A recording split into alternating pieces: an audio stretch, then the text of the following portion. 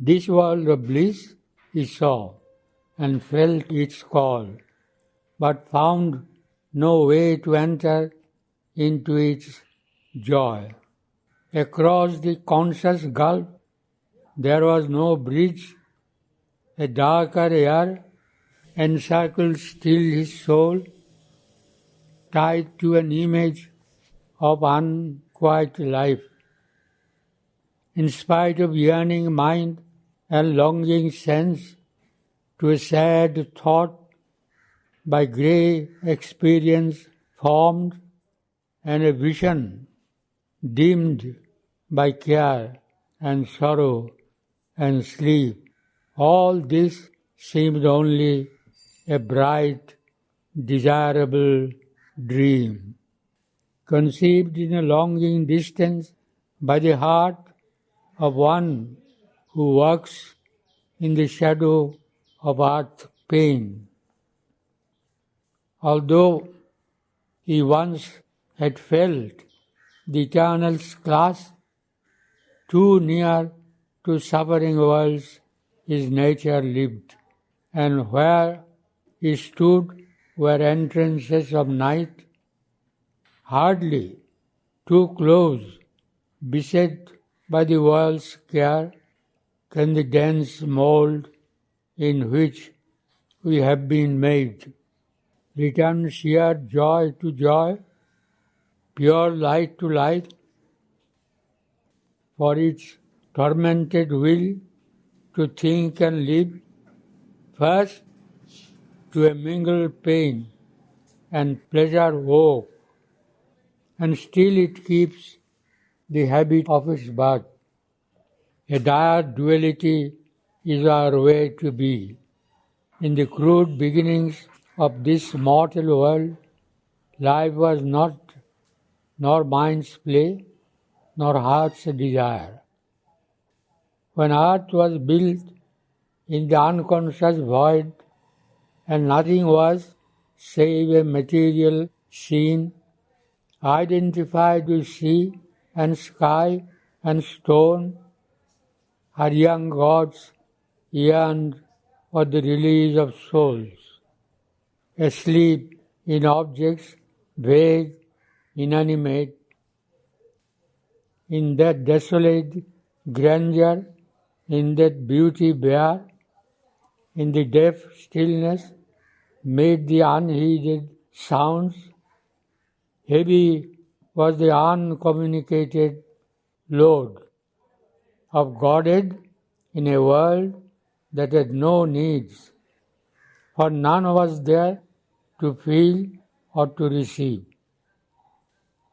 This solid mass, which brooked no throb of sense, could not contain their vast creative urge, emerged no more in matter's harmony. The spirit lost its statuesque repose. In the uncaring trance it groped for sight, passioned for the movements of conscious heart, famishing for speech and thought and joy and love, in the dumb, insensitive wheeling day and night, hungered for the beats of yearning and response. The poised inconscience, shaken with a touch, the intuitive silence, trembling with a name, they cried to life to invade the senseless mold.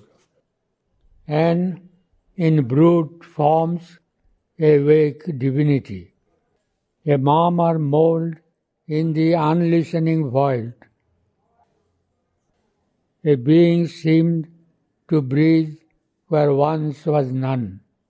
Something pent up in dead, insentient depths, denied conscious existence, lost of joy, turned as if one asleep since dateless time, aware of its own buried reality.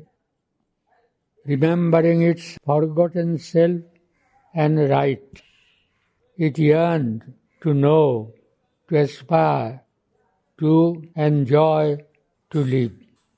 Life heard the call and left her native light, overflowing from her bright, magnificent plain on the rigid coil and sprawl of mortal space.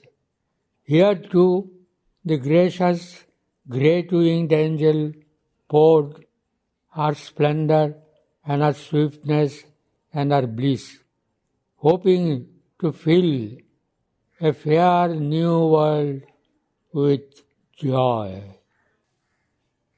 As comes a goddess in a mortal breast and fills his days with her celestial class, she stooped to make her home in transient shapes. In matter's room she cast the immortal's fire. In the unfeeling vast oak, thought and hope smote with a charm and beauty, flesh and nerve and forced delight on earth's insensible frame. Alive and clad with trees and herbs and flowers, earth's great brown body smiled towards the skies. Azure replied to azure in the sea's laugh. New sentient creatures fill the unseen depths. Life's glory and swiftness ran in the beauty of beasts. Man dared and thought and met with his soul the world. Before our gifts could reach our prisoned hearts, a dark, ambiguous presence questioned all. The secret will that robes itself with night and offers to spirit the ordeal of the flesh imposed a mystic mask of death and pain. In turn now, in the slow and suffering years, sojourns the winged and wonderful wayfarer and can no more recall our happier state, but must obey the inert inconscience law, insensible foundation of a world in which blind limits are on beauty laid and sorrow and joy as struggling comrades live. A dim and dreadful muteness fell on her. Abolished was a subtle, mighty spirit, and slain her boon of child God happiness, and all her glory into littleness turned, and all her sweetness into a maimed desire. To feed death with her works is here life's doom. So veiled was her immortality that she seemed, inflicting consciousness on unconscious things, an episode in an eternal death, a myth of being that must forever cease. Such was the evil mystery of our change.